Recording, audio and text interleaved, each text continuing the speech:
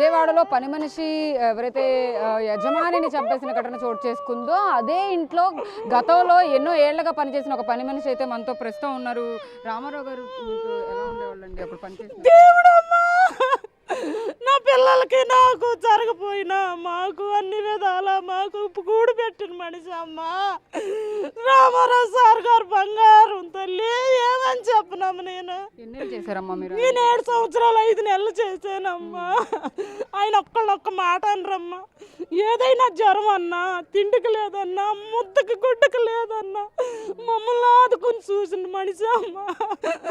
ఆ కుటుంబమే మంచి కుటుంబం అమ్మా. పిల్లలు కూడా మంచోళ్ళు తల్లి. నాకు ఆపరేషన్ చచ్చిపోయేదాన్ని, ఆపరేషన్ కూడా చేపించారు. మా సార్ గారిని చూద్దామని వచ్చాను.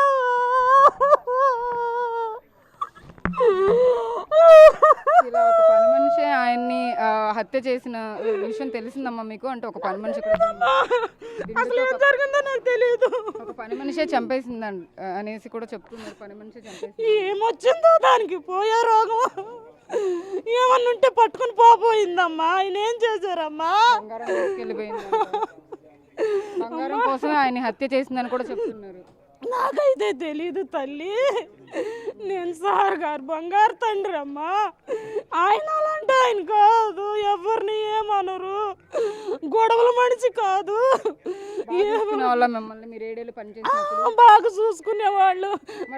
అసలు పని మనిషి ఎందుకు ఇంతటి ఘాతుకానికి తెలియదమ్మా. పిల్లలకు జ్వరం వచ్చిందంటే నా వంట మాట తర్వాత ముందు పిల్లల దగ్గరికి వెళ్ళనేవాళ్ళు. పిల్లలకి ఏమైనా సరే కొనిచ్చేవాళ్ళు. కూతురు గారు, కొడుకు గారు, కోళ్ళ గారు కూడా బంగారు తల్లులమ్మా. అనూష అనే ఒక పని ఆవిడ ఇక్కడ విజయవాడలో కానీ ఈ ఏరియాలో ఎప్పుడైనా చూడటం కానీ మీరు చూసారా ఆవిడని? అంటే ఆవిడే ఎవరో అతను హస్బెండ్తో కలిసి చంపేసినట్టుగా కూడా చెప్తున్నారు.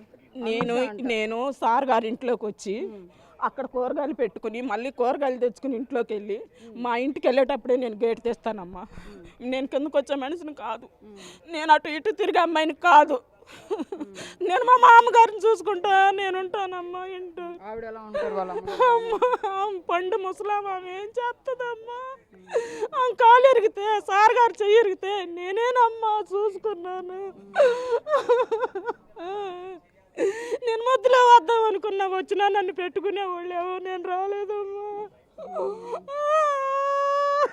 అంటే ఈవిడ ఎందుకు ఎలా ఎవరు అపాయింట్ చేసుకున్నారు ఏంటనే విషయాలు కూడా ఏం తెలియదు? నాకు ఏం తెలియదు తల్లి. నేను ఇప్పుడు మానేశారమ్మా? జనవరి 13వ తారీఖున మానేయలేదు. ఇంటికి పిల్లల కోసం పండగని వెళ్ళాను. నాకు ఆరోగ్యం బాగుంటలేదు. ఇలా జరుగుండేది కాదు. నాకు ఆరోగ్యం బాగా కుండిపోయానమ్మా. అంతే, ఇంకేం కాదు. గొడవల మనుషులు కాదమ్మా, దేవుడు అమ్మా.